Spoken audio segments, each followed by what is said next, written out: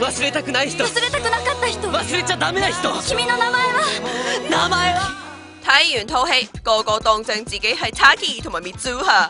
但如果你揀咗用呢個 app 嚟回味嘅話，你的名字啊，分分鐘全世界都知啊！時光相冊 app 扮新海誠，小心私隱冇得剩啊 ！Android 新 app 時光相冊由強國一間叫上海時光無限科技嘅公司搞，做到人人都是新海誠啊！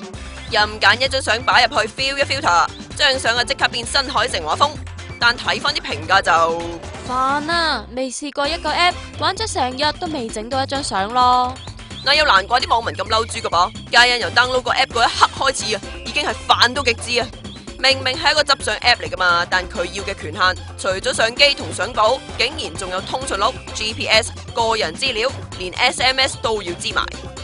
好啦，你為咗影張靚相啊，都甘願俾晒所有資料佢。最煩嗰一步就嚟啦，原來要將所有相 upload 晒去個 app 嘅雲端空間，先可以用到個 filter， 即係話佢可以 keep 到你嘅相咯。